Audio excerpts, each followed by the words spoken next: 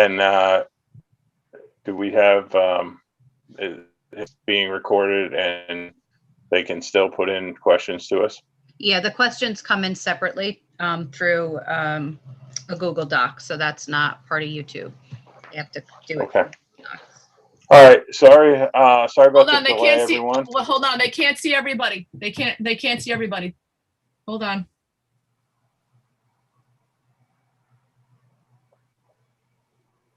Brian, what do you see on there? Is there anything shown?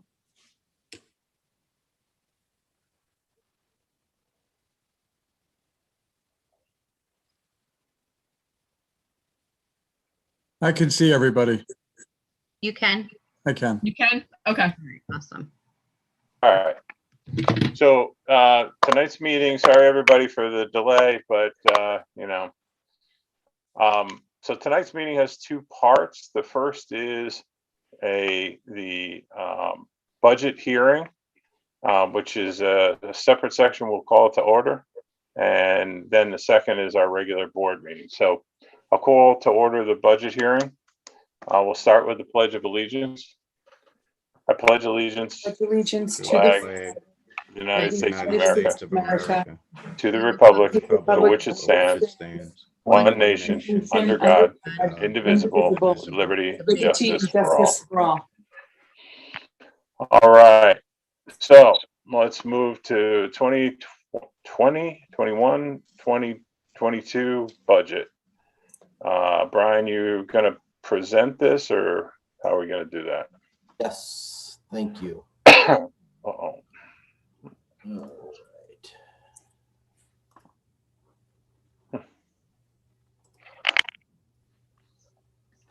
Okay, do you see the large Yep. print one? Yep. Wonderful. Okay, so good evening, everybody. I'm pleased to be able to present the board adopted budget for the 21-22 school year. And just at the outset, while I have the privilege of being able to present to you, I also want to thank our business office staff, particularly Ashley Burhans, who worked tremendously hard on this budget with us. So our 21-22 budget, as you would imagine, has overarching goals, as we always do.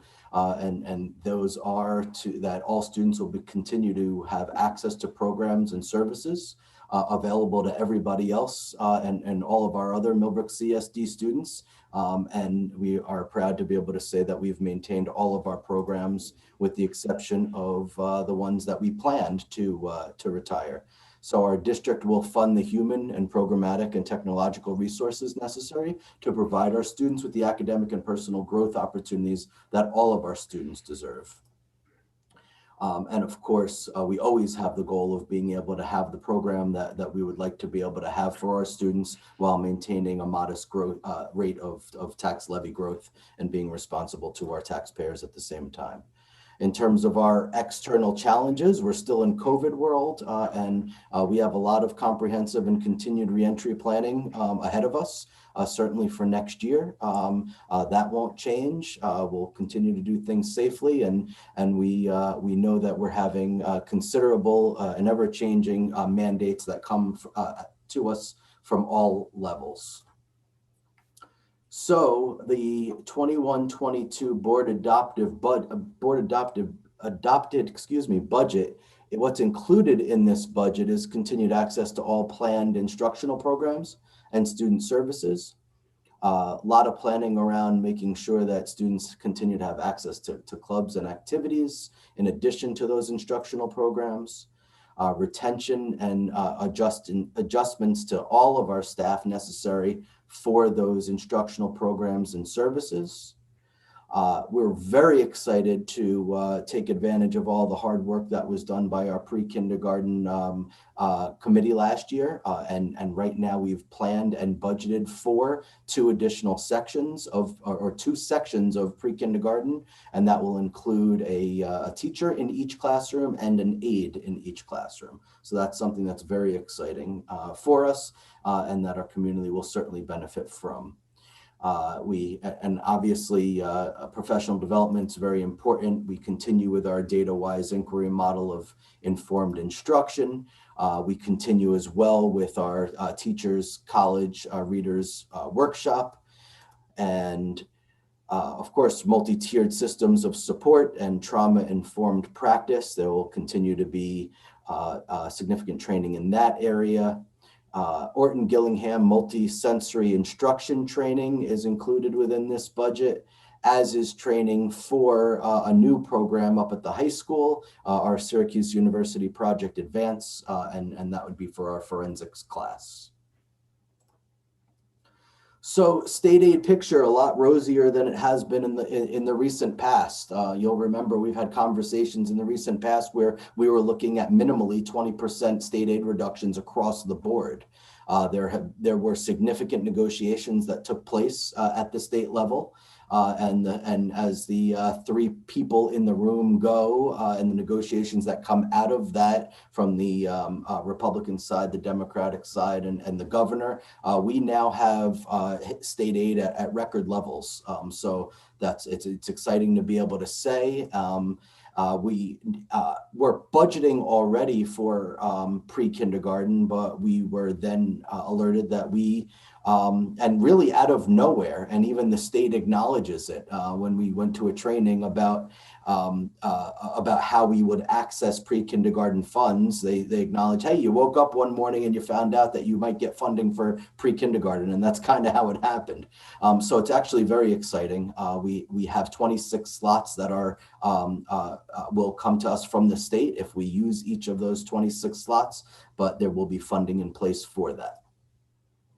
We have a foundation aid increase and supposedly with a commitment to fully fund the foundation aid formula over a 3-year period. Now that's pretty extraordinary because we've lost hundreds of thousands of dollars in foundation aid over a decade, let's say, because the governor refused to fully fund the foundation aid formula. So this is very exciting for us. And there is going to be an infusion of one-time federal money to help us rebuild post-COVID-19. And we're going to have to think about what type of committee structure we're going to want to put together over the next, we get to spend the money over 3 and 4 years, depending on whether or not we're talking about the rescue aid or the CRRSA aid. But we have about $1.1 million coming to Millbrook.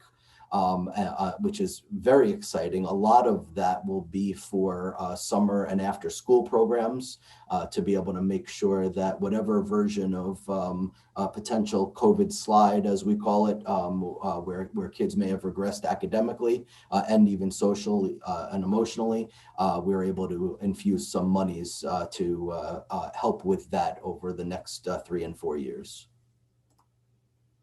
So here's our projected revenues for our next year's budget. You'll see that we have a delta of about $244,000 in our property tax line. Our total revenues, we're saying, and our total budget is going to increase by about $734,000. So nothing remarkable here with the exception of the state aid that we discussed already. You'll see that there's about a $529,000 increase in state aid over what was projected from last year. Some of that we are anticipating getting and was indeed a change, but some of it was just due to a reduction in assumptions from the previous year. So we were assuming we were going to lose about 20% of state aid last year. So we made sure that we protected ourselves by not budgeting for that. So our total revenues on a year-to-year basis, of course, you'll remember that our revenues do have to match our expenditures. So we're saying that our budget next year will be about $734,000 greater than this year. And that's on the revenue side. On the expenditure side, you'll see that these are our projected revenues for next year. And you'll see that our revenues match, although it might not, it might be off by $1 due to rounding, and it is. it either matches exactly or it's off by $1 due to rounding. So our projected expenditures are mostly, I would say, unremarkable, with the exception of a relatively significant increase in employee benefits. Certainly reductions across the line. Our teaching line has gone down because our salaries have gone down due to many different retirements. So this is our projected expenditures for the 21-22 budget. So just in terms of the boards and the administrative budget development in 21-22, we've talked about budget a lot this year, and that's a great thing. There's certainly due diligence on the part of the board here, understanding and asking questions, and are presenting. This will in fact be probably about the 8th time we've discussed budget this year. So a lot of really great discussion, and thank you to the administrative team who assisted and advocated to make sure that our students got what they needed included in this budget. And of course, today is that May 4th budget hearing. Okay, so our approved budget last year, there was almost $1 million increase from year to year, and that included a 3.27% budget to budget increase and a tax levy increase of 2.27. So this year, the board adopted a budget that we'll put forth to our taxpayers in 2 weeks. And that includes a budget to budget increase of $734,000. It's a 2.37% increase budget to budget. However, it is only a 0.97%, under a 1% increase on the tax levy for next year.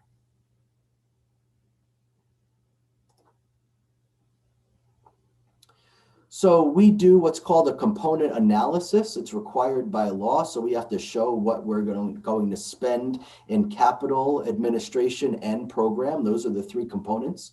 Capital are things like custodians and maintenance and debt service and all the things that we have to do to be able to upkeep our facilities. Administration is exactly what it sounds like. It's all the it's personnel in the administrative line, but it's also things that have to get done administratively. That it does not include teachers and staff members, and supplies for students and programming. And you would imagine, as you would imagine, the vast majority of our budget, as in any responsible school budget, goes to program. So this is how we're broken out here.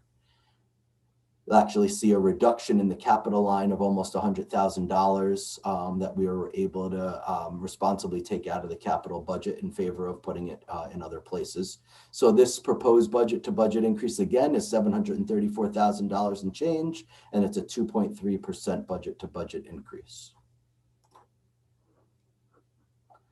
So our budget includes staffing additions. We spoke a couple of different times at board meetings about the staffing additions that we're going to have, that we're excited about. So we have a senior typist that we're including that's going to help alleviate some of the stress off of someone who's not someone, but a position who's actually in 4 different departments. So it's going to be nice to be able to be much more efficient in that arena. We have 2 health aides that we've budgeted for, a special education teacher that we have also budgeted for, and these are all at the primary level.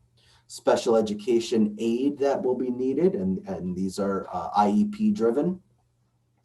And then we have the increase of 2 part-time monitors to full-time. So, and then very exciting once again, there's our 2 pre-kindergarten teachers and our 2 pre-kindergarten teachers aides for our new program that will take place at Elm Drive. So within our budget development, the notion of a contingent budget is important. So if the taxpayers were to vote down the budget, the board would have a choice as to whether or not we put it back up at the same for the second vote. in the same way, put it back up for a second vote with some amendments to the budget, or just either adopt a contingency budget, or ultimately maybe even have a contingency budget after after a second failure. So one of the requirements in a contingency budget is such that since the tax levy limit law came out, laws were changed such that you are not able to raise any more money than in previous years from our tax levy. So our tax levy would have to remain stagnant, and in that instance, it would result in about a $244,000 reduction to the budget. So that could have required transportation changes. Whether or not we would have to revert back to the statutory limits of 2 and 3 miles for K-8 and high school students, respectively. We'd have to look more deeply into that and see if those changes would have to be made.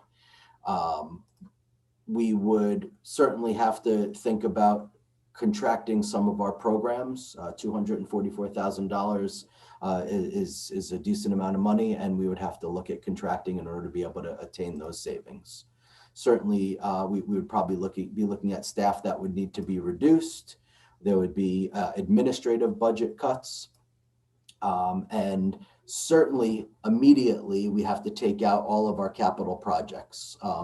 Obviously a capital project needs to be voter approved. If the vote is not approved, then we take those capital projects out of our budget.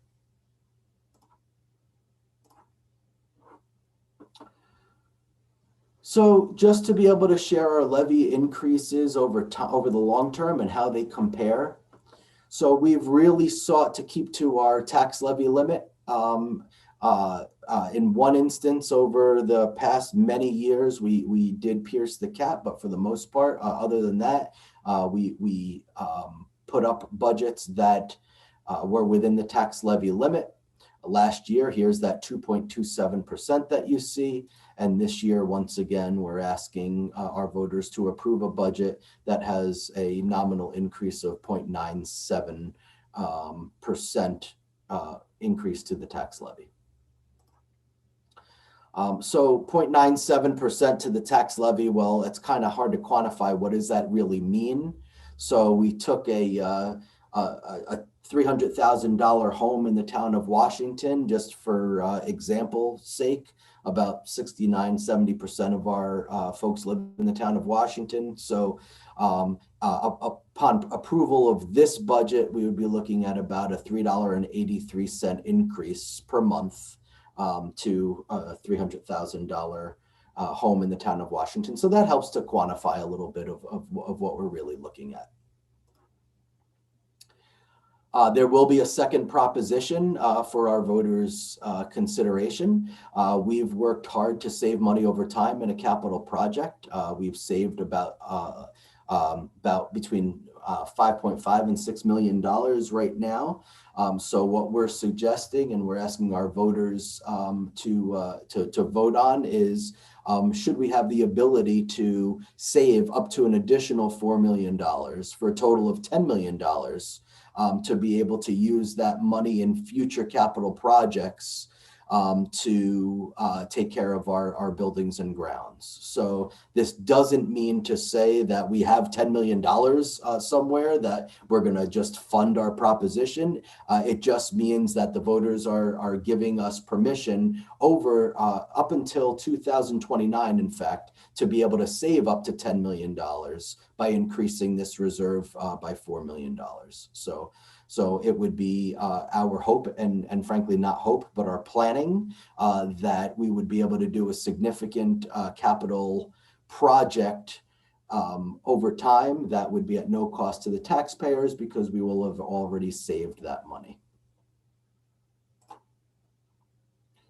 So the 2021-22 school budget, just in summary here, we believe to have put together a thoughtful budget with a commitment to evolving the entirety of our academic and co-curricular and social emotional program for our students, really making sure that we're taking care of every aspect of our of our students' education, not solely academic, but really thinking about the child holistically, as we always do. And we also believe to have put together a responsible budget, which really extends a trend of modest levy growth.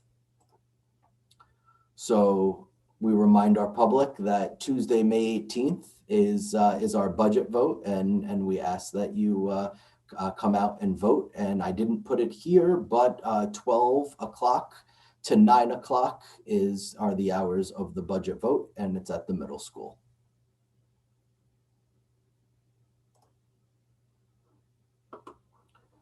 So may we entertain any questions? Cheryl, is there any questions? We do not have any questions for the budget section. Okay. Well, I just, thank Brian, thank you, thank your staff, thank everybody, across the board for putting together, a tight budget. It does look, salaries come down because when a teacher retires, but that also doesn't include the fact that now we're paying another teacher, teacher's retirement on top of the new salary of the new teacher that's taking their place. So there's a lot of things that are important to understand. And again, I wanted to thank you guys for being as responsible as the environment allows us. Thank you. Any comments from the board? Okay. Go find my agenda. All right. So do I have a motion to adjourn the budget hearing? So moved. Do I have a second? I'll second. Any comments? All in favor? Aye. Aye. Any against? Okay, thank you. All right, I'll call the regular board meeting, or the regular Board of Ed meeting to order. Let's start with the consent agenda. Do I have a motion to approve? So moves. Do I have a second? I'll second. Okay, thank you. Is there anything anyone wants to leave off? Not leave off, but anything anyone wants to pull out? Any question anyone has on any of the items in the consent agenda? Okay, all in favor? Aye. Aye. Aye. Any against? All right. So we go to the leadership reports. Was going to talk some about one of our, I guess it's one of our facilities, but I'll leave that until a later time. So I have nothing for tonight specific. Howard, did you have anything you wanted to go over? No, I don't have anything at this time. Okay, we'll move on to the superintendent's report. Good evening, everybody in Millbrook. Nice to see you. I first want to start off as saying this past Saturday was School Principals Day, and this week is Teacher Staff Appreciation Week. And I just wanted to say it loud and proud and publicly that it's such an honor and a pleasure to be working side by side with such innovative, dedicated, caring, and kind change agents. You are what makes Millbrook strong. So thank you, thank you, thank you for our community, our district, and everybody in it. So phase 3 of our reentry plan is I want to give you the enrollment update. So at Elm, we have 150 students in person and 16 remote, and that's out of a total of 172 students. In Alden, we have 135 students in person and 23 remote, for a total of 158 students. In middle school, we have 144 in-person students, and remote, we have 61 students, total of 205. And in high school, in person is 180 students, remote, we have 117 for a total of, I did terrible math here. 171 and 180, 351. students total. Sports complex and our playgrounds are now open. There's new signage. So we want our community to know that it's now accessible and ready for use. We are also planning on putting the nets back on the rims of our basketball courts by the end of this week. So we're feeling like we're moving a little bit towards normalcy. And then very exciting is that we have upcoming in-person events this year, and a couple of them highlights. First of all, I want to say that all of these events and ceremonies, we had a discussion with the local Department of Health. We shared our plans and they were reviewed in virtually with our contact person and supported. So I don't know if Mike and Rick want to jump in at any point, but I'm just going to list a few dates and a few events. And if you want to add a little more meat to the bones, please jump in. June 4th, we have Field Day at Elm and Alden. We have high school prom on June 4th as well. June 9th, we have high school spring concert, senior recital, and drama production. June 15th, we have second grade orientation. June 16th, we have National Junior Honor Society induction ceremony. On June 23rd, we have Alden's moving up ceremony. June 24th, we have middle school moving up ceremony. And June 25th, we have high school graduation. And we have a rain date for high school graduation, which is June 26th. So I don't know if Rick or Mike, you want to add anything? I think at the elementary level, we have some end of the year events in the works as well, but just on a much more scaled back version. Like Field Day, which usually is filled with a lot of parent participation, won't be this year. So I know some folks are probably eager to hear about it. Once we nail down the details, we'll disseminate it out probably by the end of this week or next. But it'll be a little more scaled down than what we've seen in the past with, no parent participation and a couple less events. But it was really nice to talk to the Board of Health to see that we can start to get back to normal with some of these things. Yeah. Hey, Mike, is there a second grade moving up ceremony this year? No, they traditionally do a luau, but that we are unable to do. So we are going to have orientation, but that's going to be inside the school day. So that's one of the events that I'm talking about. We have a date picked for that. It's going to be in the PM, but it's not going to affect parents except for pickup. They'll pick up at Alden. But again, that'll come out once we confirm everything with Alden. So really for the primary level, it's just that scaled back version without parents that we've traditionally had. And how about the fifth grade moving up? Is that like in the auditorium or So, have you guys? I don't have Tom's notes in front of me, but there is going to be a version of that we are, I believe, going to permit some parents to. But I just don't have the specifics on where that is. Yeah, if you guys, Laura, if we can get, because in a lot of cases, if board members were available or could make themselves available, they would join all of the moving ups, of course, including graduation. I don't know if there's I know last year we were restricted to the high school graduation was just one of us. So if you can get something so that we can start getting it on our calendars, if we're allowed to be there. If we're not, well, we'll waive. Well, you are allowed to be there. And from our understanding is that if we're going to use the graduation as an example, our graduates and those who are on the dais are not part of the overall count of 250 or 500. Although I have heard that the numbers for inside and outside are going to change later on in this month. So I'm not sure what those changes will be. And another example is if there's a performance and we have students who are in the high school auditorium and parents, that the performers are not part of the overall count either. Really? Okay.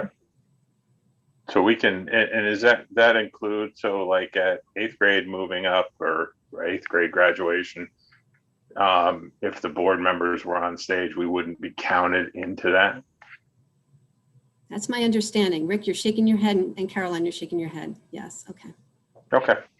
Yeah, if you guys can just let us know, because, it's one of the coolest things we get to do. Mm-hmm. Yeah.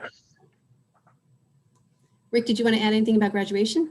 Sure, I could speak to graduation. Thanks. So graduation is set for Friday night, June 25th at 7 p.m. The rain date is Saturday, June 26th at 10 a.m. I believe I shared initially, we sent out a survey to get input from our senior students and their families of their priorities of having either as much of a traditional graduation as possible under the CDC guidelines, or having as many family members and friends as possible.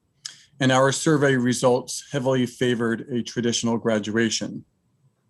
So thanks to Laura, as she shared, we met with the Department of Health and we shared our plan. So graduation is going to take place up on our athletic field. Again, as Laura just stated, we learned that students and staff do not count towards our number of guests allowed. As a result, we are allowed 6 guests per graduate to get under the allowable 500 total guests. And unless guidance changes, all guests must either have one of the following: a negative PCR test within 72 hours of our graduation, or a negative rapid test within 6 hours, or a full immunization series giving at least 2 weeks, 14 days prior to graduation, or a positive test and full recovery within 90 days. We will live stream our graduation for our family members and friends unable to attend on this media channel. We have Prestige Productions that's going to be coming on the day before to do a lot of our testing. We're going to live stream and do a lot of the testing for the 8th grade moving up ceremony. And then we'll live stream our event on Friday night. And lastly, currently I'm in the process of creating a class of 2021 webpage that will be on our high school page. And all the information about graduation will be posted on that site. Rick, how many graduates do we have? We have 78 graduates. 78. Yes. And how many people total fit up on the athletic field, the capacity? 500. Okay. Thank you. Thank you. Can I ask a question?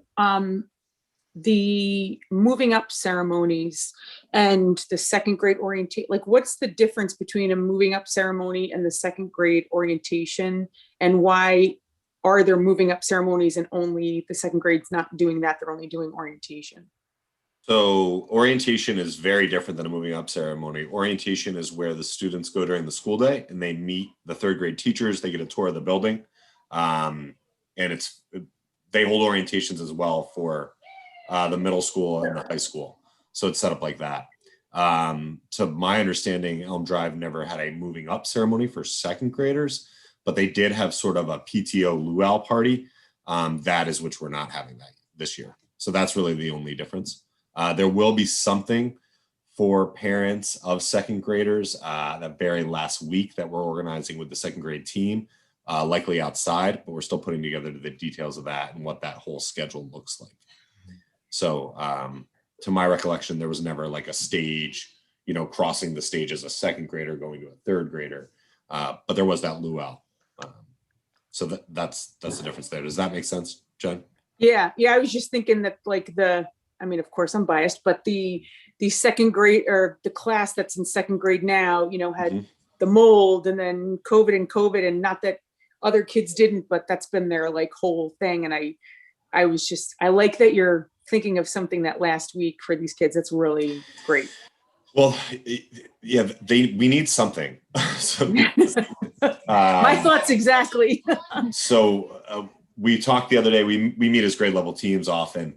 And in talking to 2nd grade, they kept referring to that first day, all the kids were back. It was such a nice day, or maybe it was the 2nd day.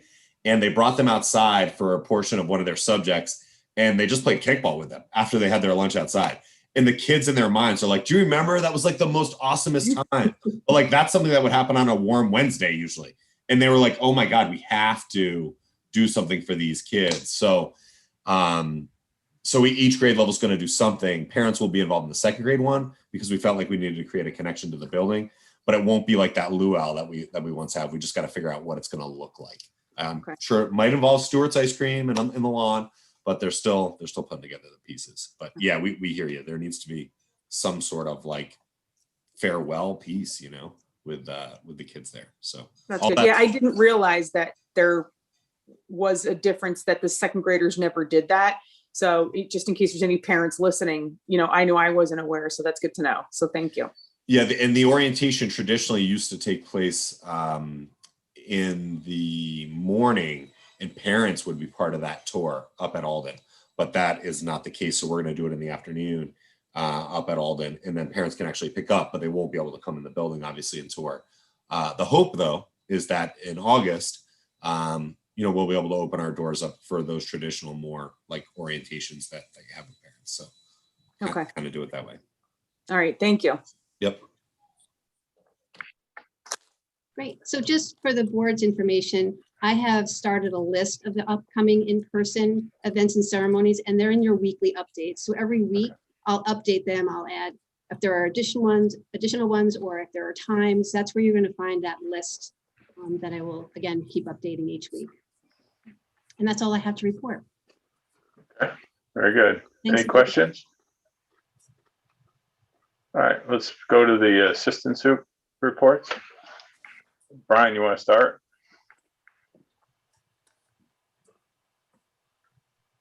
Sure, I can do that. So good evening, everybody. Again, I'm happy to speak with you tonight about long-range planning here in Millbrook. So I would say sometime in December of 2019, maybe, the then superintendent of schools, and somewhat out of nowhere, said he thinks we should hire Rick Timms, someone he's known for quite some time, to do a long-range plan for the school district. So I shared with them that the state comptroller's office is training that I've attended, and they have templates even for long-range plans for school district use.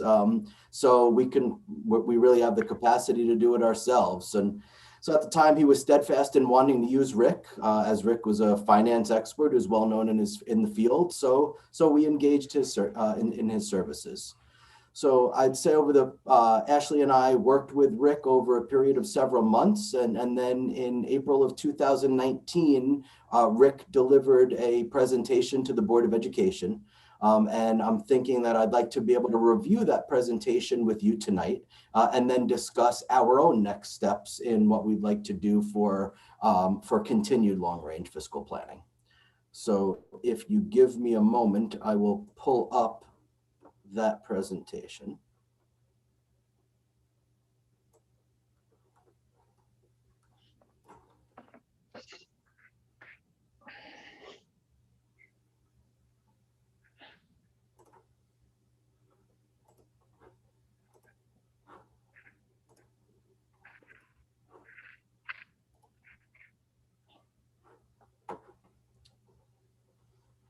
All right, which screen do you see? Do you see a good long screen, or is it truncated by tools and slides? We see the regular screen, Brian, without the tools. Okay, great, thank you. Okay, so first, Rick shared that these were his data sources. So he took a whole bunch of data from state aid, logging on to all of what we log into from the ST3, which is our end of the year report that we give. It's a significant financial report. And he investigated our external auditor reports and looked at documents that we gave him for capital expenses. Of course, interviewed me and Ashley, looked at our tax cap calculations that we did, looked at any other of the, so this was basically his data set. And then he used that to delve more deeply into some of our, into some of our finances. So this is our capital and debt our debt service.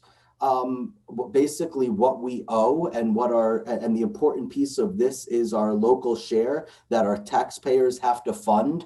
And this may look familiar to some of you because we did share it. And we've talked about it over time. And the important piece here, and the reason why Rick would want to look at something like this, is if you look between 2027 and 2028, you'll see that the local share, the taxpayer share of funding for the debt service drops off by about $600,000. So the significance of that is, we would say that in addition to whatever capital project we would want to do prior to that, we would really want to think about bringing on another bond in that year to be able to take care of our facilities in a way where we avoid spikes for our taxpayers. So here, if we were to say something like, well, if we bring on a project that is going to cost $600,000 a year, and we would look at amortizing and backing into a number and advising the Board of Education, what type of capital project would we be able to do based on a building condition survey that would result in no tax increase to our taxpayers, because it were true that we have $600,000 worth of bonds falling off. So this is why Rick would want to share this with you in terms of our own long-range planning. Then, of course, he went into an analysis of fund balances and reserves, as we have in the past, for you to be able to see. And remember, fund balance isn't just our 4%, it's all of our reserves. And it's our assigned fund balance as well. So in this instance here, he went over all of the restricted fund balances and what the totals were and what they've been over time. So the whole thing about long-range planning that you keep in mind is you use the previous recent years in order to be able to come up with a version of a trajectory of where you're headed. So you would assume a similar trend, and you would take the previous 3 to 4 years and you would extrapolate what your next 4 to 5 years would look like, so we can see, are we putting ourselves in harm's way? Do we really need to think about increased revenues in certain areas? How do we want to go up to the tax cap or not in order to prevent not being able to support the expenditures? Do we need to cut down on our expenditures in order? So that's what the long range planning is all about. And it's an important exercise to be able to do. So after that, then he went through all of our other fund balances, our unappropriated fund balance. And of course, Jen said the M word before in mold. And of course, at the time we were dealing with that. And we had an additional assigned fund balance. So here we made mention to be sure that we knew that the assigned fund balance here was not about mold or the BOCES capital project, because we didn't want that outlier to interfere with our trend. So then we talked about our assigned fund balances, and you'll remember that the assigned fund balance is what goes against the tax levy. This year, you'll remember that that's $788,000.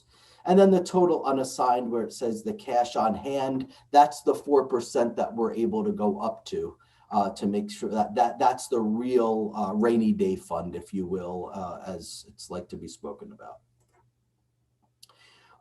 So a deeper analysis talks about fund balance based on the next year's budget. And a reminder here that real property tax law 1318 only provides for that 4%. So here, this analysis, Rick showed, well, how are we doing against that 4% based on a budget? And it was true that we reserved 4% in each, rounded, of course, in each of those years.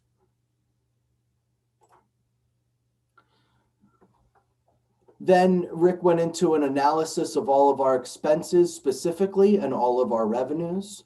And basically he took the voter approved budget along with any modifications, and generally modifications speak to encumbrances from the previous year.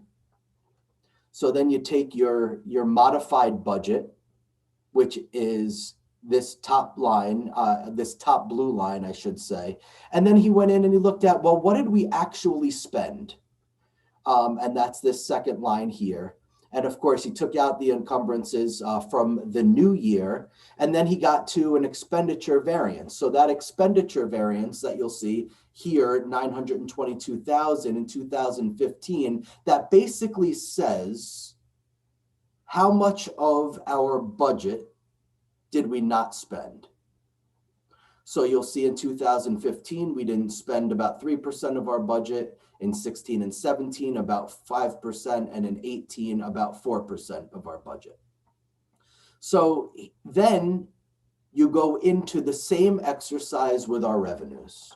Because again, we're talking about revenues and expenditures generally matching, because that's what a balanced budget is.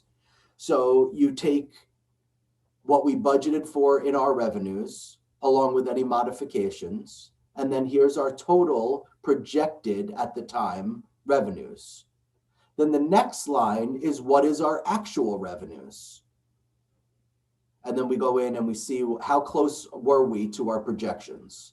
So then the variance will show the delta, and we'll see that in all instances in these 4 years, we were within 1% of our projections for revenues. So then the modified summary basically, and let me step back and explain. So when you're talking about fund balance, you take the money that you don't spend with the extra money that you got that from revenues that you didn't anticipate, and you add them together. And that's what gives you what your excess is. So that's what he did here. He took the amount that wasn't spent and added it to the extra money that was received that wasn't anticipated, and you get a modified summary. So these numbers here would contribute to fund balance over time. And then down below, he shared with the board the actual expenditures and the actual revenues, and just how are we going along. So again, in a balanced budget, our revenues should match the expenditures. So how do we look here? When we take the delta between what we actually reserved, what we actually spent and what we actually collected, how does that look different? So, and that's shown in this bottom line. So that analysis he chose to share with the board. This screen with a lot of numbers on it and a lot of colors, basically all of this is it takes out individual categories of state aid, and based on previous years, now we're starting to extrapolate out the state aid and how we're going to get state aid in what categories. So whether it be foundation aid, high tax aid, which generally stays stagnant, so that generally wouldn't change, transportation aid, and we just separated out all of the individual aids to think about our total aid package over the course of the next 5 years. And again, this is on a projected, extrapolated basis. So here, looking in 21-22, the $3.9 million that we see, almost $4 million, we already know based on the previous presentation that we're going to get, and we're projected to get much more than that just by virtue of the foundation aid increase. So that's what, one of the challenges when the state changes things around, your projections will need to be updated, and that's for our continued discussion. So that's what he chose to share with the board here, just an extrapolation of all of the state aid and what we would anticipate getting based on previous years. So then he shared with the board, all right, so listen, we're talking about revenues, we're talking about expenditures, and here are the assumptions that we're working on. So on the revenue side, the assumptions are that if we calculate a tax cap, we are going to go up annually up to that tax cap. Now, we don't always do that. This year, our tax cap calculation was 1.28%. We did not go up to that 1.28%. We went up to the 0.97%. So right there, there's about $78,000 that wasn't raised. So that assumption would be faulty here. He said that he was assuming that state aid would be stable with a gentle increase in foundation aid, a reasonable assumption at the time. That's blown out of the water now because we know that we're getting a lot more aid. So basically what he did was, again, took the trend from the previous years and applied it to the ensuing years. So he would say in this year, our total revenues would be $30.2 million. Next year, 30.7. And again, that's just applying the same trend. So then he takes this information, he puts the total revenues up at the top, because now, again, if we're talking about balanced budgets, we're talking about comparing total revenues to total expenses. So with keeping the revenues in mind over in the top, he then projects out our expenses based on previous year's expenses. So now he would want to make the argument, and we'll share, he's going to want to compare our revenues to our expenses in given years, projecting both to make sure that we're not in harm's way, saying that we're going to overspend ourselves. We're never going to be able to collect this money that we're anticipating spending. So the projection for the budget year 2019 was that we would have revenues of 28.8 million and we would spend 29.2 million. So that we would already be at a shortfall. Then the projection was that we would bring in 29.6 million, but spend just about 30 million. So there would be another $300,000 shortfall. And then again, 30.2, but we would need 30.8. So none of these projections came to fruition, as we know, because we did have extra fund balance, whether it be seeking board approval to be able to make end of the year expenditures, like, hey, board, we have X amount of money we would like to advance in our technology plan and spend some of it here. Do we have permission to do that? We know we've done that over the previous years, so we know that we have not experienced this shortfall that was projected. Hey, Brian, I have a question. How much is this all going to change because of COVID? Yeah. How different everything is going to be? Yeah. So, and thanks for that question. It's going to be markedly different for a bunch of different reasons. And I'll stick to two. We already know that this projection is outmoded based on what I just said. And now, because of COVID, we also know that we didn't spend an awful lot of money last year, which is why we also increased our assigned fund balance to offset the taxes.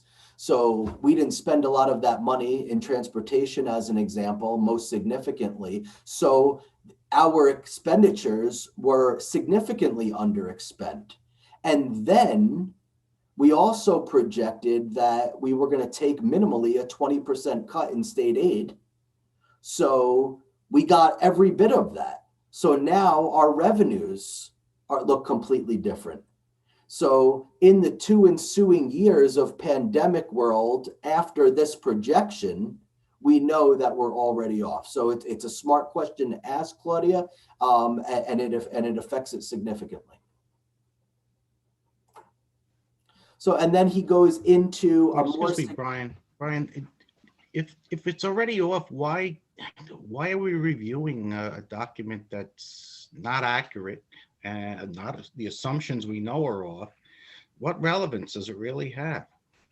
Yeah, so relevance in terms of how we're at a starting point to understand where we've been and where the board wants to be able to go. So I didn't have any level of confidence that the quick presentation that went through was something that everybody had in terms of knowledge. So it was an opportunity to level set what we're talking about, where we've been. And there were also at least a couple of board members who were not privy to this. So I wanted to be able to share it, level set the knowledge, have an opportunity to ask questions, and then decide where we go from here. I understand what you're saying, and I would agree, except since the assumptions are wrong, the report is wrong after 2020, it's really irrelevant beyond 2020, since everything's changed. Yeah, I Everything see what has you're changed. saying, but to me, it makes no sense beyond 2020. Well, I think what we're going over here is, this is what a long-term financial plan looks like. This is 2 years old and was presented by Rick 2 years ago, but now we're gonna move on and create, or not create, but update this with new assumptions. And I mean, you have to, any financial plan has to be updated with new assumptions every year, but it's still a long-term, forecast or financial plan of where we think we're gonna, there was a couple of cases where Rick pointed out to us where we were undershooting certain accounts and we could be getting ourselves in trouble. So having an updated version of this that, has updated assumptions, updated out years is really where we want to go. I don't know. I mean, you guys we can keep going, but I'm not sure how useful it is to spend a lot of time focused on, a 2-year-old presentation. I don't know, and I'll just put that out to the rest of the board. I mean, I was on the board, John was on the board, Howard, I think, I'm not sure who was on the board when this was presented.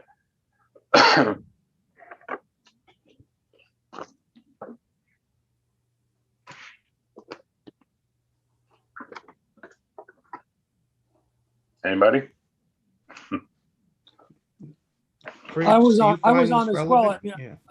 I think, Perry, I was on the board when Rick did his presentation, and I liked a lot of the components that he had in there and discussed. I remember leaving that meeting very excited about trying to merge this 5-year plan with our overall strategic plan. And that would make the most sense to me, that we need to look at both of these. And I think you're right, update them and make them current with the current numbers and year to year, going 5 years out from this year and tie it to the strategic plan. So, to keep, let's just do that for the future and not worry about anything else tonight with it.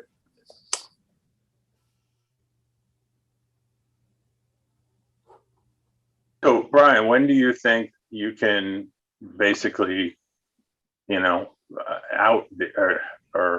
update this to give us the out years so that we can start looking at, programs that we want to put in place? We've talked about organizational changes. We've talked about curriculum changes. Of course, COVID and all this stuff that's still going on need to be rolled in as base assumptions, and then forecast it out as best we can. And any financial plan is going to be, well, it's only as good as the information that goes into it, but it's also, who thought 2008 was going to go in the toilet? Who thought, if there's somebody that has a financial plan that said, and in March, for the entire country down, and had that last, the year before, that would have been pretty awesome to see. But, but knowing what we know, knowing what's in front of us, making some assumptions about what's in front of us. How long will it take to get this, updated and then re-presented to the board as, here's what, right now, this is what I believe our future looks like? Sure. So there are challenges about that, and they're realistic challenges, and it really goes back to Claudia's question. So if we use, and it's really about changing our assumptions, right? Because if we use current world numbers, to Claudia's point, our expenditures are not, they're outlier years. So our expenditures are going to be significantly declined in both this year and last year, and our revenues are going to be different as well, particularly given the state aid increase that we're getting. So I would suggest that we would update using the numbers, knowing that it's going to be exactly, Perry, what you just said. It's going to be a breathing document because we're really dealing with 2 additional outlier years. And then to get to your question, when, and I appreciate that question. And Chris asked it a couple of weeks ago, and really, so it depends on what the board would like to see in it. And here's what I mean by that. If we would like to be able to use this current year as one of those additional years, our audited financials are done and complete and filed in October. So that means that we don't even have final numbers until October 15th when we file. So we would be looking by mid-year, let's say December-ish, because that's the numbers, that's when the numbers become final. If we wanted to exclude this year and just add an additional year, well, then we can do that. And then I'm going to say that we're looking at maybe October instead of December. I mean, I would think, and I'm sure you can, research these in some of the financial journals of, we're assuming 10% growth of the economy, 8% growth of the economy, whatever it is. We're assuming that the COVID costs will continue to drop off. We're assuming that the state of New York will end up somehow taking all their money back. And you document those assumptions, and then you do the forecast so that we can say, in 3 years, I'm seeing that we're really in trouble in the area of whatever. If we've got an assumption right now that we're hiring a person, and in 2 years, that's going to put us over some limit. I'd also like to see the assumptions on the enrollment rates.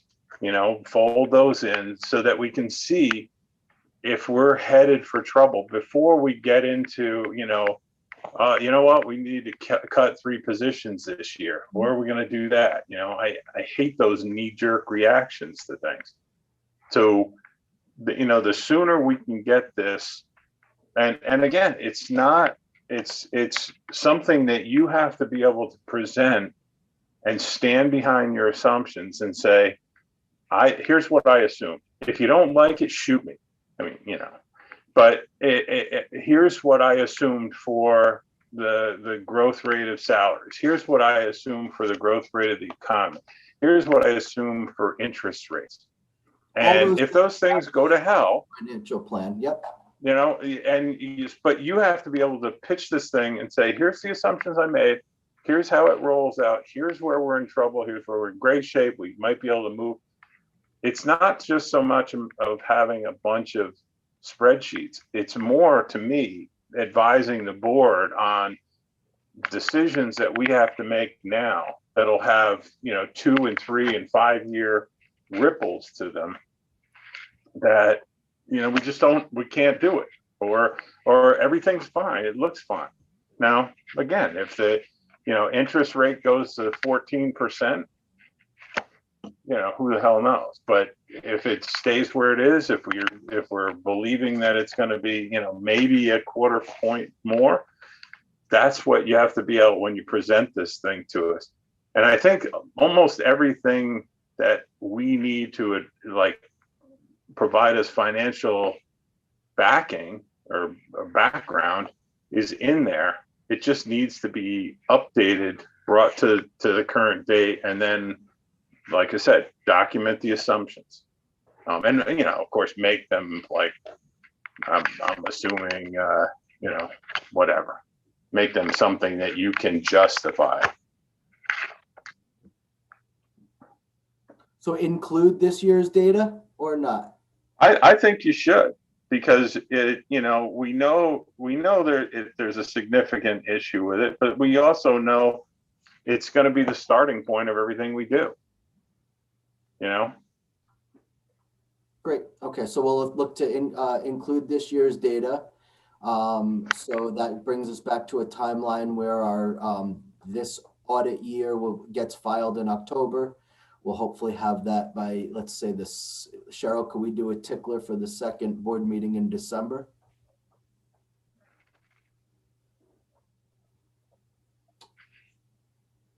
You're muted, Cheryl. Yes, I was shaking my head, but yes, Thank you. you're welcome. I seem to remember Rick Tim suggesting it was a good, January was a good time to kind of get this together by. I guess we missed that opportunity this year, but this was a weird year. I've said it before, but I'll say it again. We're not the only district doing this. It's a state law that every district is supposed to have a long-range fiscal plan every single year.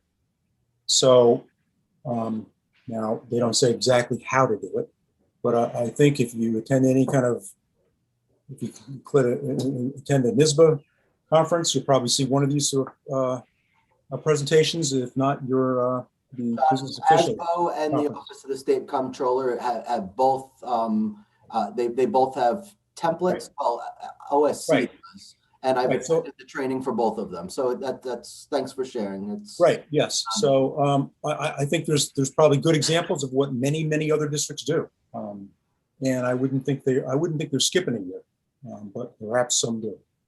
Well, and I think before we start the discussion of 2021-22 school year, I'm sorry, wrong one, 20, whatever next year is. Before we start any budget discussions on that year, we should have this thing updated and in our pocket so that we can start to say, no, I'm sorry, but we can't do that next year. In 3 years, it looks like there's going to be an issue. Now, again, if the assumptions change, if we have, you know, God only knows what after the last few years could possibly happen, but you know, okay, but we should have this, and I think that's why January sticks out, is because we start the discussions of budget in January, February, and if we have this plan, so we're sitting there and looking at, you know, what you guys are asking for in every category, and then we can say, man, that's pushing it. I think, you know, we need to back that down.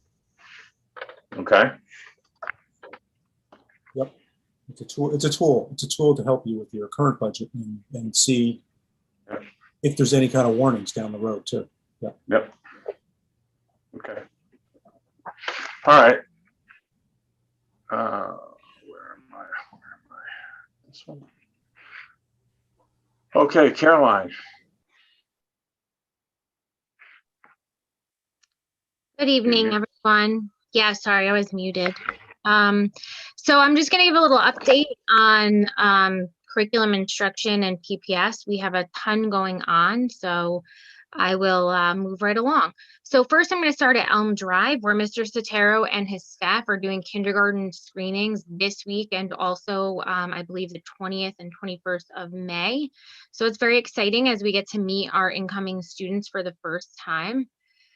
We also have a ton of work projects that are going on in terms of curriculum and instruction throughout our buildings. Currently, we're working with Duchess BOCES on the alignment of our K-12 curriculum maps, as many of our standards will be changing in the next few years.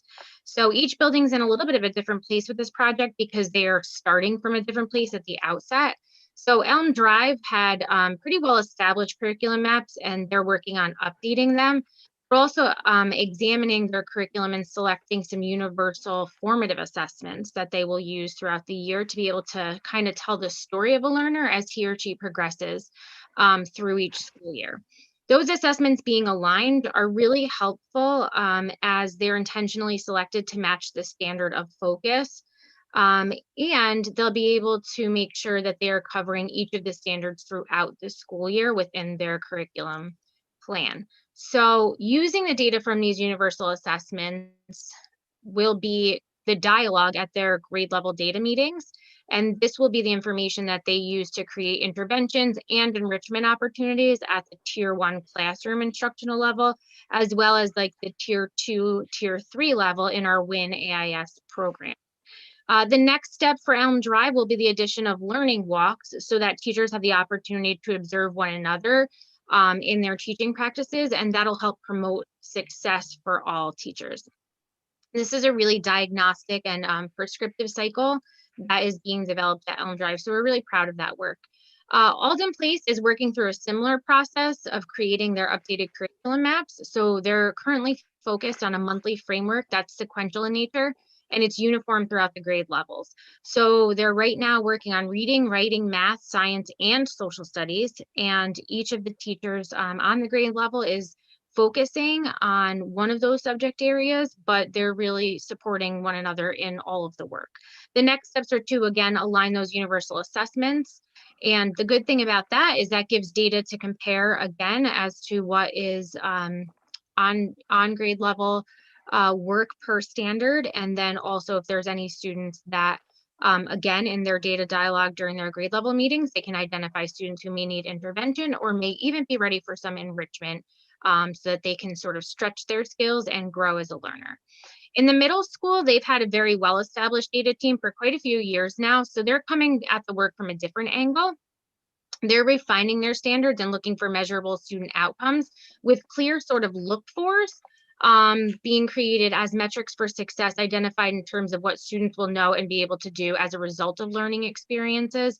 And they too are honing their universal assessments and standardizing the decision-making processes for their academic intervention program and also the service provision. So the high school has had a very busy week, or they have a very busy week this week with IB and AP exams being administered. Their data and curriculum work is really focused around aligning their assessments to the standards. So Rick is working with the teachers to align their assessments. And as the assessments are changing in the high school, because of the standards in some subjects being updated, as well as the fact that we have, let go of some courses and reintroduce some older courses or introduce some new courses, they're sort of taking 2 steps back before they can go forward.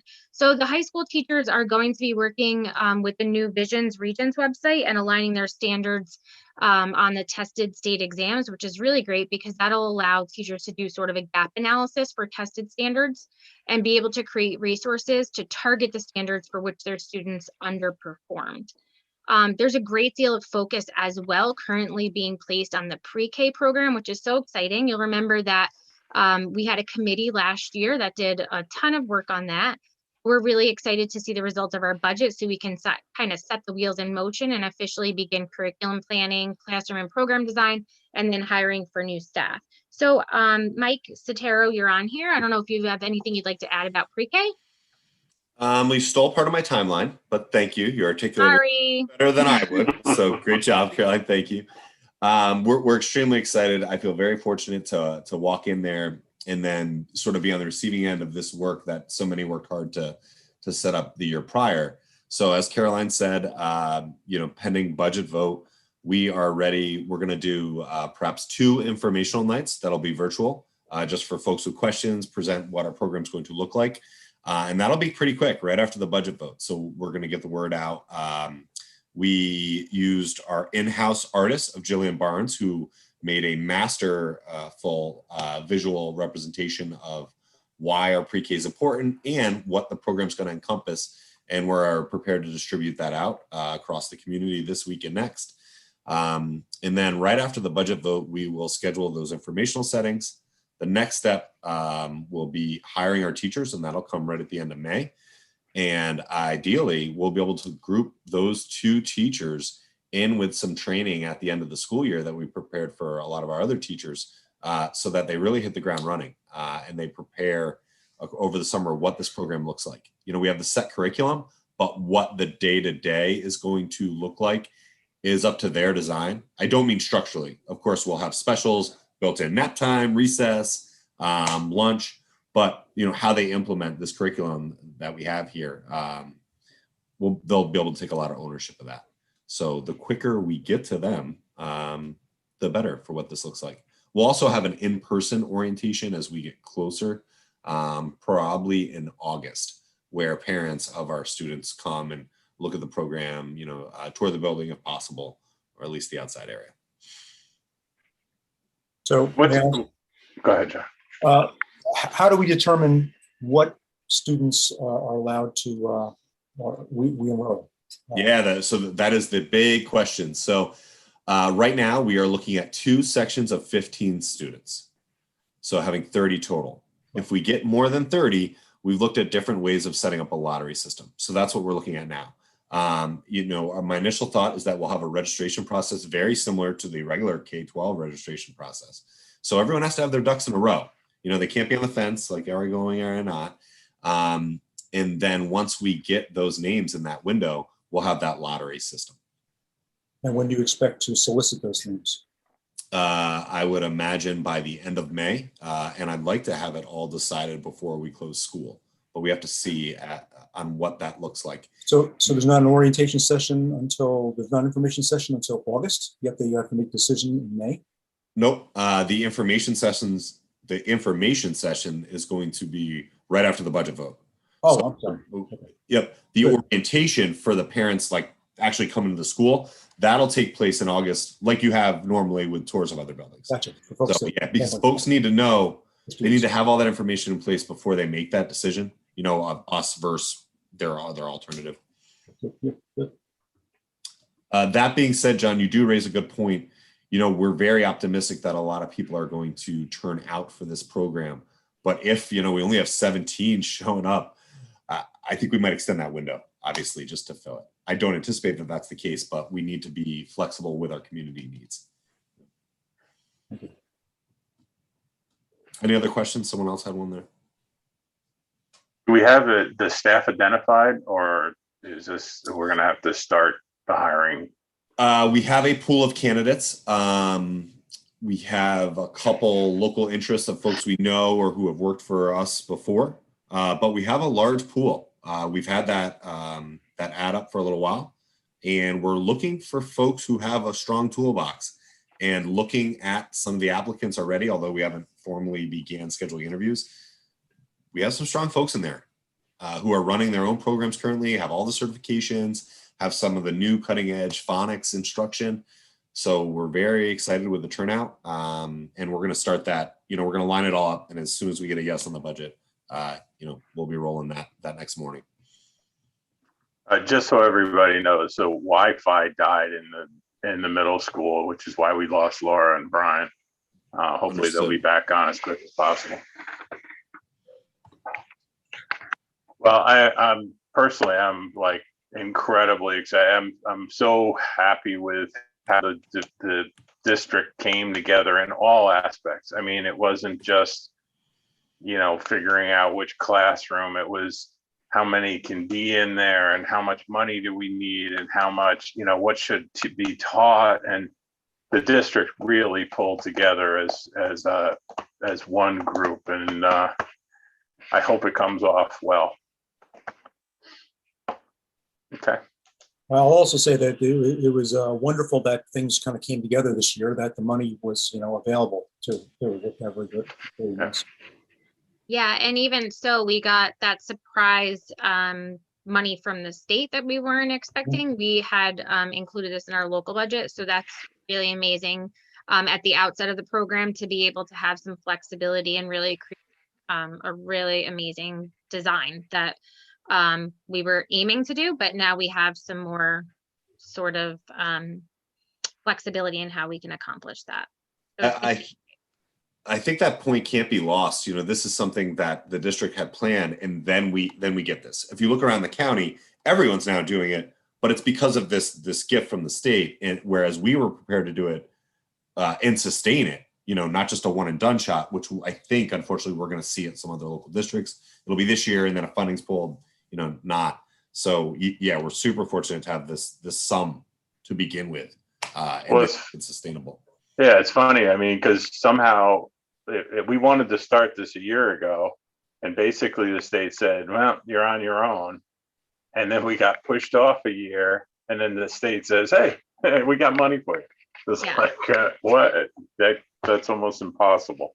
Right, that's correct. So last year there was only money for expansion grants for those districts that already had programs, so we didn't qualify.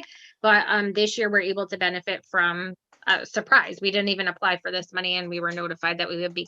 So it's really timely, actually. So that was the academic update. We've been working throughout the year with the nurses on a weekly basis. So Laura, Brian, Tom, who supervises the nurses, and I meet with the nurses each week to maintain communication and ensure that they have their needs met during this pandemic, which has been extremely busy for them in caring for students and staff and just the ongoing changes that never seem to stop coming.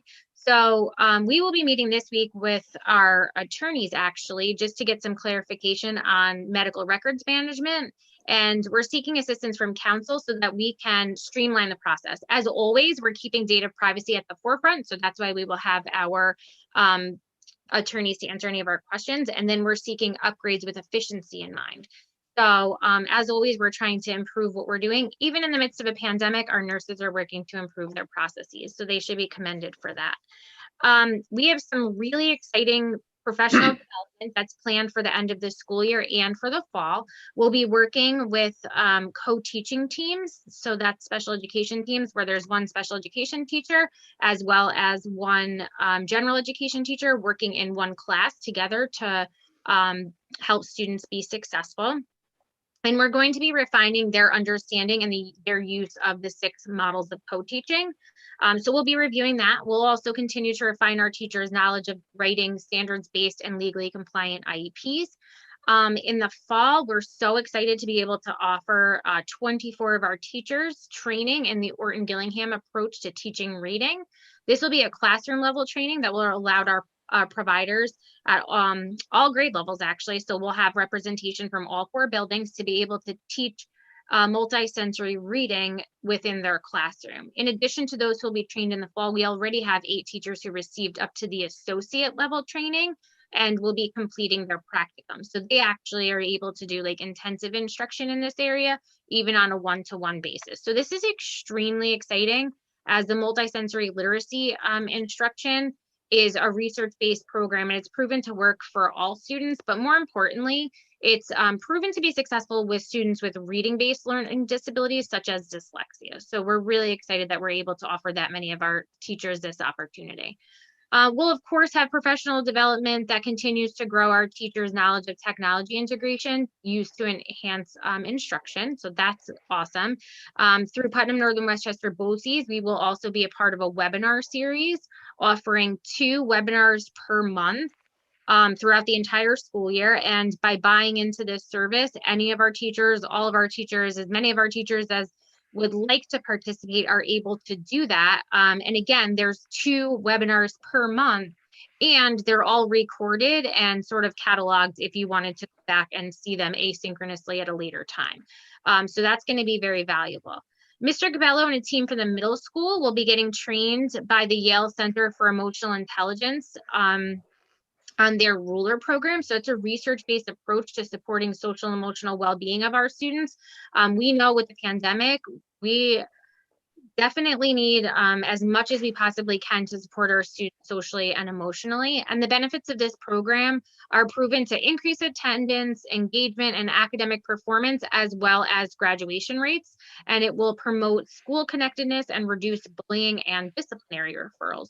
So we'll start with Mr. Cabello and the middle school team, and then we will expand out in subsequent cohorts if we're able to. So we've also applied for the Learning Technology Grant, which is through a consortium through Putnam Northern Westchester. This will allow us to benefit from the Learning Technology Grant funds and also to work through embedded professional development provided by Putnam Northern Westchester BOCES. There will be 2 separate teams of teachers led by their respective administrators that will work through this process over the course of the next 3 years, and that's like the grant term. Additionally, we'll continue with our trauma-informed teaching and also some work with Ross Green's collaborative problem solving. As Brian had alluded to earlier, we will and have for many years had a summer program for our English language learners, our students with disabilities, and this year, very excitingly, we'll be able to also include a program for all of our students. This will be a half-day program that will run for about 5 weeks in the summer. It will focus on literacy and numeracy and is aimed at closing that possible gap that's caused by schooling loss during the COVID-19 pandemic closures. So we've sent out an interest survey. So far, we have 91 students who are set to participate in our summer program. And we're really excited that we've also been able to begin preliminary talks about fall programming and the possibility of an extended school day or after school programs also aimed at schooling loss remediation. So this is all possible since we have received information, which Brian did mention earlier, some of the Coronavirus Response and Relief Supplemental Appropriation Act monies and the American Rescue Act monies, portions of them are earmarked sort of for targeting schooling loss remediation. So that's exciting. Also, Brian did mention that this is hiring season. So we are accepting applications for a music teacher, foreign language teacher, science teacher for living environment, an elementary school classroom teacher, special education teacher. If the budget passes, we'll have the pre-K teachers and the 2 teachers aides for pre-K. So we have been super busy. The principals and myself, we've been working with Laura and with Cheryl in the superintendent's office to be able to post these positions, and we will be interviewing in the coming weeks. We are also interviewing currently for a school nurse, an RN for a school nurse. That position will be vacated due to retirement of one of our nurses.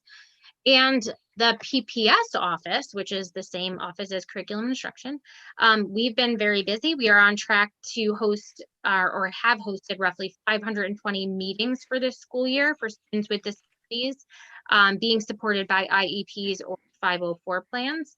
And additionally, as a district team, we are working on a systems inventory and a compilation of artifacts and data to analyze the systems that we have in place within our schools so that we can assure that we are promoting access for all students to high quality learning opportunities. And that about does it for me. So if there are any questions, I'd be happy to answer them. Just a couple of comments, Caroline. One, if we're increasing our healthcare records that are being maintained by us or electronically by us, please make sure Elliot updates the auditing protocols. I mean, last thing in the world we need to get is in trouble for having healthcare records, broadcast or even HIPAA violations. So just make sure Elliot adds that into his plan. One comment, and I think we're going to talk about this at the next meeting, just on IEPs and the special ed program, is see if we need to think about ways that we can continue to make it more and more seamless. So when a plan is defined, that it's immediately implemented, that everybody that needs to be aware is aware. I think we really, we owe it to our students and our parents to rethink that whole process, like every couple of years. And there was one other comment, I don't remember what it was, but that's okay. So thank you for that. I met with the psychologists on Friday, and we actually went through the IEP responsibilities and CSE responsibilities and clearly defined all of that. So during a meeting, who's responsible, after a meeting, who's responsible for which part of the IEP, and then who's responsible for notification and sharing out the information. So we actually did just meet on Friday to go over the exact thing to make sure that it's very clear and transparent. And also just to be clear, we're not maintaining any additional medical records on anyone. This is actually to be able to do away with duplication of retention, so to speak.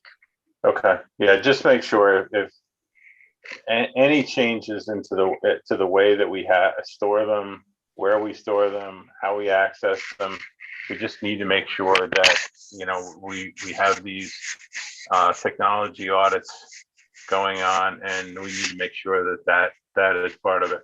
The third thing, and again, I think we're going to talk about it at the next meeting, but I just wanted to give you a heads up. When you showed us a while, maybe a month ago, showed us the truancy data, especially for the high school, it was personally, I was shocked that it was as high as it was. I'd like to see, we heard that, once the kids get back in school, can it be face to face and the truancy will fix itself. We heard that once the sports are in place, truancy will fix itself.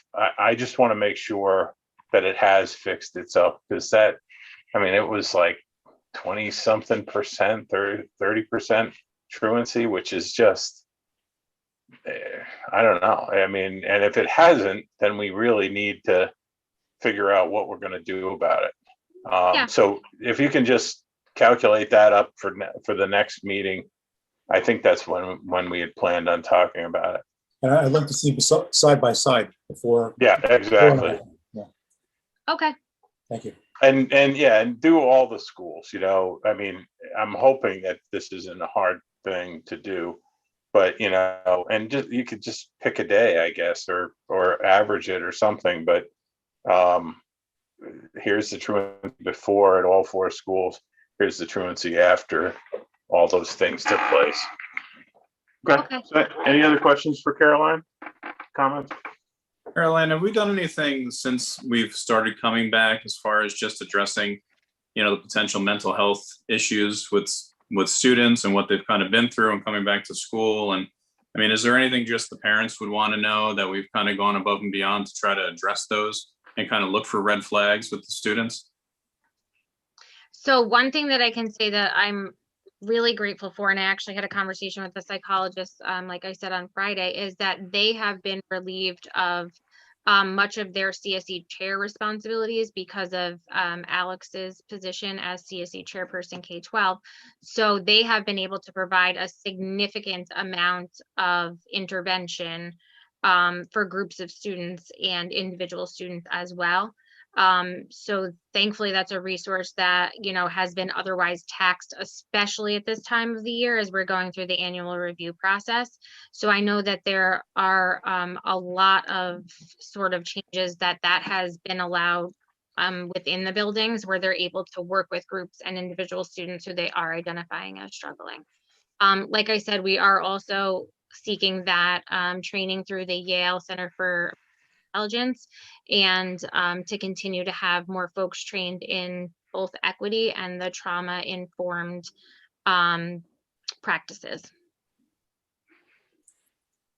Caroline, thank you. I'm familiar with all of those programs, and especially the Ross Green program, the collaborative problem-solving model. So I think it's great for all kids, but I think it also gives kids a chance to sit down with staff. And for the first time, that philosophy is to be heard. What we usually do in schools for years is sit a kid down and tell them why they're wrong, and here's your punishment, which doesn't work anyway. That program truly, truly gets kids to change their behavior in the same scenario in the future, so they make a better decision. So I think that, and with every school in Connecticut is using Ruler. So you guys, it's a research-based program, like you said.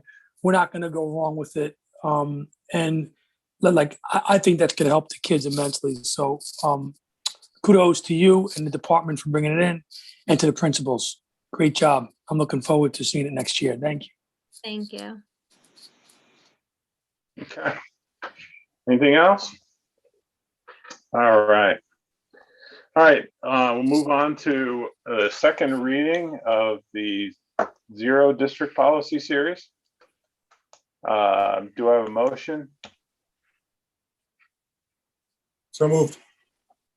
I knew I'd get you to do it first. Do I have a second? I'll second. Nice. Any discussion? Any questions, comments? Okay, all in favor? Aye. Aye. Aye. Any Aye. against? Any against? Very good. Congratulations, John. First one down. All right. Second reading of the 1000 district policy series. Do I have a motion? So moved. Do I have a second? Second. All right. Any questions or comments on this one? All in favor? Aye. Aye. Aye. Any against? All right. Second reading of the 2000 district policy series. Do I have a motion? So moved. I'll make, You got to be quick, Jen. Do I have a second? I'll Hey, second. Perry, hang Alright. on a second. I can't see them on here. There's no attachments. Does anybody have an attachment? They're Well, all they- attached, Claudia. I just refreshed. I can't see them. Are you logged on? You know, I Yeah. can't see him. You They- can't see them either, Jen? No. They were, yeah, I don't see them here either now. They were They were there. here. They were there. I thought they were before too. Yeah, they're not there now. That's Uh, weird. And I just refreshed. I'll do it again. Oh. Yeah. Where was I?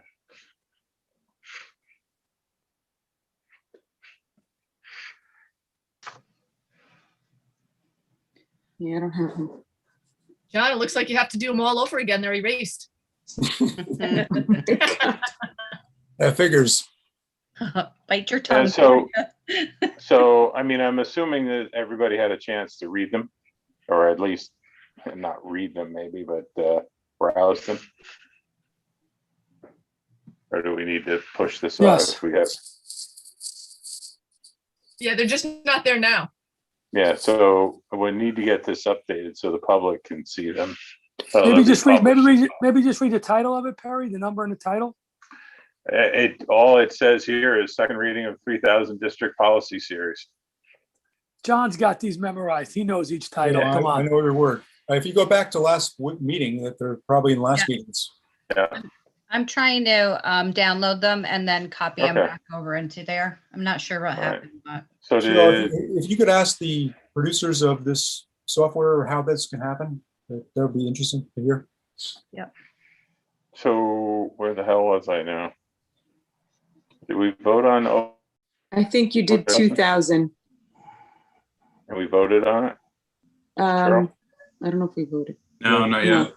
Okay. Other than it not being on the, attached to the agenda, does anybody have any comments? All in favor? Aye. Any against? All right, same thing for the 3000, it's not there. Second reading of the 3000 district policy series, do I have a motion? So moved. Do I have a second? I'll second. Any comments or questions? All right, all in favor? Aye. Aye. Aye. Any against? Very good. John, seriously, congratulations, man. I mean, you've put your heart and soul and, you know, this is a great piece of work. Yep, 40% down, 60% to go. Thank you, John. No, don't be pessimistic, man. Hey, John, can we add you on as a consultant once you retire from the board as our policy guy? Start your own company, man. Yeah, you guys have enough money for me now. So, yeah, Yeah, Brian, get that in the financial plan, would you? yeah. On, All right. on a serious note, John, you know, I know they have NISBA come in and do this and everything, but you did a great job with it. And thank you. Thank you. Thank you. Yes, All thank right. you, John. So we have the draft Board of Ed meeting schedule. Hopefully this is just our regular meeting, so, you know, probably put twice this, the way things have been going lately. Do I have a motion to approve this? Where the hell did it go? Hang on a minute. Where'd my agenda go? I didn't do There it a, is. I didn't, Perry, I didn't do a motion for you guys to approve it tonight because you were just reviewing it. And Oh, we all right. next meeting. I mean, it's, does anybody see anything, or has anybody seen anything that looks off? I Just did. the- I have to change the year in June, June. yeah, the Yeah. That June. would help. You know, I mean, come on. Yeah. So I tried to change it, but I couldn't do it for the meeting while you guys were talking, so. Okay. Oh, there it is. No, where you see the year being off? Second to last month, Perry. Oh, all the way down. Okay. All right. Well, we'll come back to it next. As long as I mean, if there's anything, you know, anything that jumps out. Okay. Where the heck is it? Sorry about this. I keep bouncing around trying to find. All right. Draft school calendar. So, Laura, one question I had is we have 6 snow days or 6, whatever they are, emergency days. Do we really need that many now? Are we, you know, that we can be remote, or we don't, but we're just going to stick with the 6? We're going to stick with the 6. I think that if there's a snow day, folks want a snow day. We may want to have conversations about delays, but it seemed that the community really wanted these snow days. It was time to have a break. It was time to have fun outside if they could. So people were looking for good old fashioned snow days. We'll see what Mother Nature holds for us. We may use them all. We may not use them all. Okay. Also- if I could say also that not every student's going to be bringing a laptop home every day, right? Yeah, So that's what I they was wouldn't gonna be say. prepared for remote. And Wi-Fi too. You never know if it's stable or not during storms. Yeah, I guess. All right. Any comments on this? Okay. So this one, where are we? This is just a draft. When do we usually approve the final one? We can do it at the next meeting, Okay. but you can also do it at the reorg meeting in July, but we can do it next meeting is good. Okay. So the next piece of it, we were asked by Poughkeepsie Central School District to hopefully support. They've asked for our support in pushing back on the establishment of a charter school in Poughkeepsie. You know, this has been one of these things at NYSBA. It's always been, you know, all charter schools were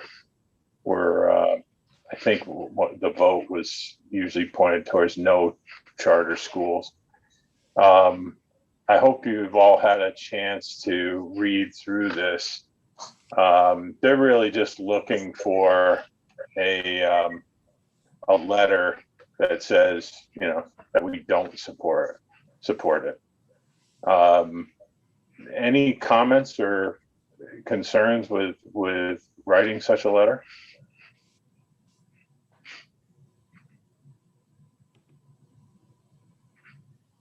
Okay, so what I'll do is I'll you know, put together the letter with Laura and then sign it and send it off. Okay. Appointing our external auditor. Do I have a motion to, it's really Sickler, Torchia, Allen, and Churchill. Do I have a motion to approve this? So moved. Do I have a second?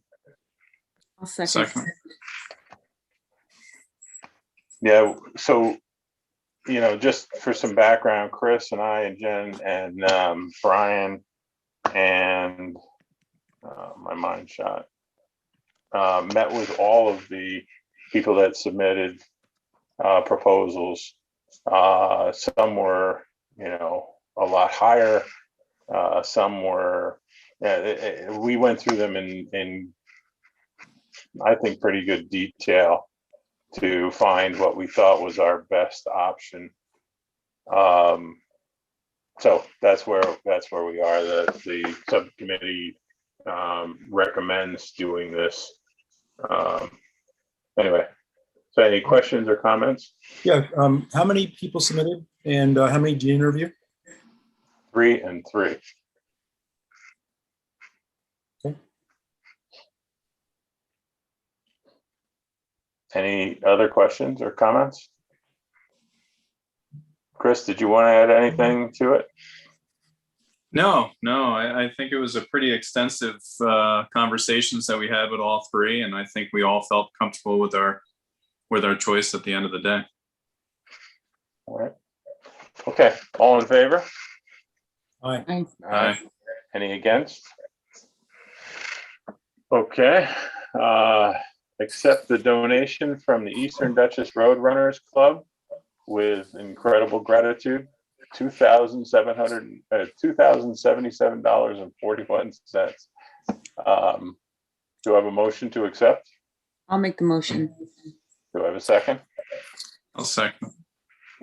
Any comment? Can I have a question? When they get donations like this, can the athletic department use the money any way they want to do it? They don't have to get approval from anybody. They can see what, if their money's there, they can say, I need whatever, a jersey. I have no idea, just anything. They can do that. They don't need to get permission from anybody or anything. Is that right? Yep. So the only strings that were attached to this donation was that it be used for the athletic department. So Al's in charge of that money. I mean, I'm sure he'd have conversations with Rick about, how he'd want to use it, but the way that works is he gets the budget code and determines how it's best used for the athletic department. And he would have the opportunity to use it however he deems fit and likely in consultation with Rick, as long as it's for the athletic department. Yeah, right. Okay. Is this the first year that they've done this, or have they done this before? I don't remember seeing this. In previous year, last year, they wanted to actually work with us. And we started conversations with them about how the school could be involved and would we want to be able to involve track and can they use our facility for refreshments and then COVID hit and this gentleman just, John, he appreciated that we started to work with him. He wanted to make a donation. And the whole club wanted to make a donation for the athletic department, and he stuck true to that, even though he wasn't able to use our facilities. So just very nice. generous. Okay. We'll buy some great supplies. Very much appreciated. Absolutely. All right. Anything else? All in favor? Aye. Aye.